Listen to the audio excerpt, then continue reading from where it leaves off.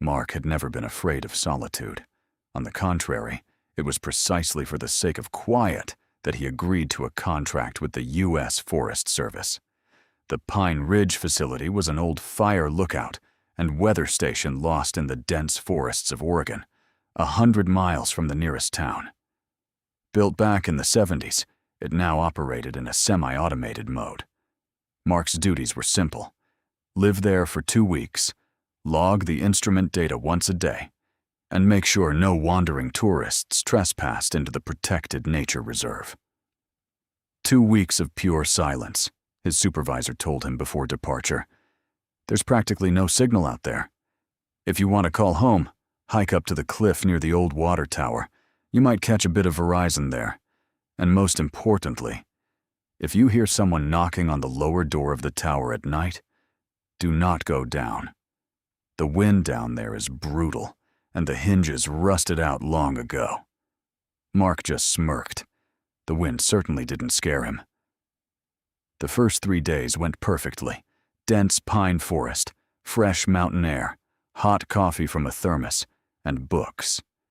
His only connection to the outside world was an old radio that picked up a single station playing classic rock through a thick veil of static. The oddities began on the 4th day. In the morning, Mark climbed down the tower to do his usual perimeter check.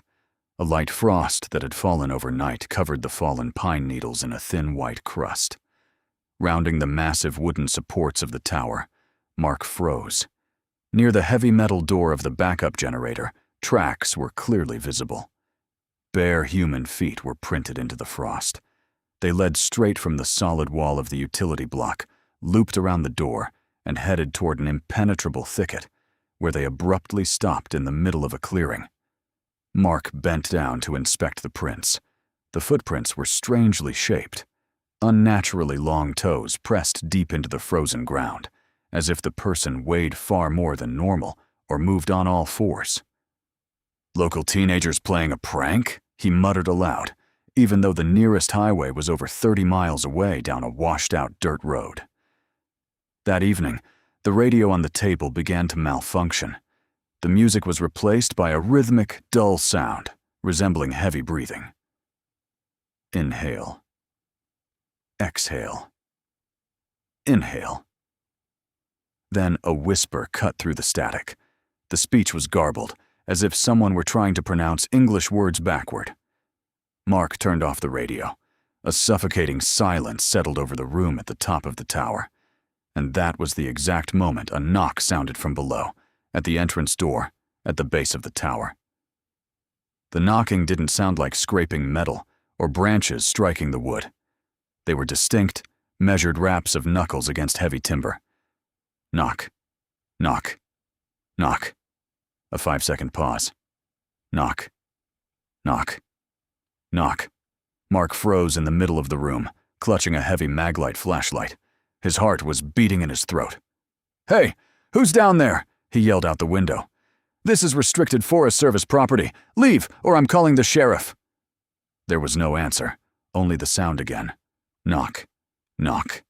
Knock. Mark grabbed a powerful spotlight and shone it down from the tower's balcony. The observation deck stood 20 meters high, but the beam was bright enough to illuminate the porch below. Someone was standing there, right up against the door. The figure was towering, nearly 8 feet tall, and unnaturally narrow in the shoulders. It wore no clothes, only something dark that resembled soot-stained, thick hide. But the most horrifying detail was its head. It turned slowly from side to side with a faint crunching sound, as if sniffing the air. Mark recoiled from the railing, holding his breath. He remembered his supervisor's words. "It's just the hinges. Do not go down." His boss knew. He knew damn well that something was out here. The creature below stood at the door for about half an hour. Then came a long, drawn-out sound, like the sigh of a gravely ill person, and the footsteps faded into the dark woods. They were completely silent, despite the dry twigs littering the ground. Mark couldn't sleep. Waiting for dawn, he decided to search the entire station. He realized he had been sent here without any warning about the real danger. In an old metal filing cabinet beneath a stack of maps, he uncovered a worn, leather-bound notebook. It was the journal of the previous watchman, a man named Miller. Mark flipped frantically through the pages. October 12th. Arrived for my shift.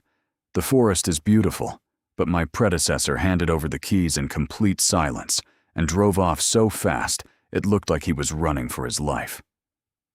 October 19th. That static on the radio again. I hear a voice. It's calling my name. I must be hallucinating from the isolation. October 24th. It comes every night. It doesn't break the door down. It waits for me to go down and open it myself. The main thing is, never look at the place where its face should be. If you look, you lose control. October 29th. I figured out what it is. It has lived in these woods for hundreds of years. The Native Americans called it the voice stealer. It can't speak on its own. It only repeats what it has heard.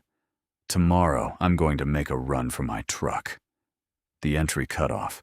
Scrawled by hand on the last page were the words, "It imitates sounds. Do not trust it." A cold sweat broke out across Mark's skin. Suddenly, the radio on the table, unplugged from its batteries since the night before, clicked on by itself. A crystal-clear, familiar voice came through the speaker. It was Mark's own voice. "Hey, who's down there? This is restricted." The radio repeated his exact words from the previous night. Then the voice shifted. It became unnatural and strained, like something attempting to mimic human speech without understanding the meaning of the words. "Mark, come on down. It's the supervisor. Just a comms check." A plan formed instantly. He had to grab the keys to the old Ford F-150 parked at the base of the tower, start the engine, and get the hell out. Mark bolted down the spiral staircase, holding the heavy flashlight in one hand and a utility knife in the other. He was 20 paces from the truck. He covered the distance in seconds, threw himself into the cab, and slammed the locks. The ignition key turned with a harsh click. The old V8 sputtered, spat a cloud of smoke, but failed to catch. "Come on, damn it, start!" Mark screamed, twisting the key again. In the rearview mirror, he saw it. It was standing right on the roof of the fire tower. Now, Mark could see it in full daylight. The creature had no face. In its place was smooth, dark gray skin stretched tight over a skull, with no eyes or nose. Just a single, narrow vertical slit where a mouth should be. The creature launched itself off the tower with terrifying speed, scrambling on long, contorted limbs like a giant spider. The truck's engine finally roared to life. Mark floored the gas pedal. The pickup lurked off the gravel lot, throwing stones from beneath its tires. Mark jerked the wheel, guiding the truck down the narrow forest road away from the station. In his side mirror, he could see the dark shape sprinting right alongside him, keeping pace without missing a step. It didn't attack. It ran alongside the driver's door, its smooth face pressed up against the glass, whispering from its jagged mouth. First came his mother's voice, then his girlfriend's, then the sound of his own childhood crying.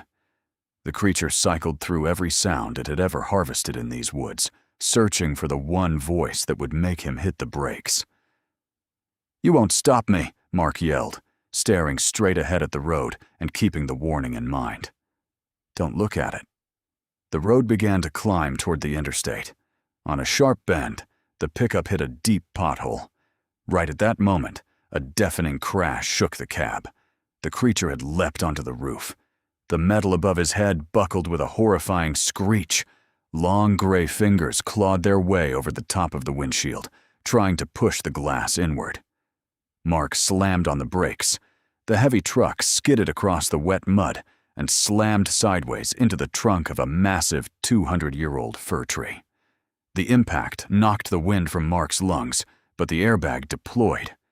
Carried by its momentum, the creature flew off the roof and tumbled onto the road in front of the hood. Fighting through the pain, Mark slammed his foot back on the gas.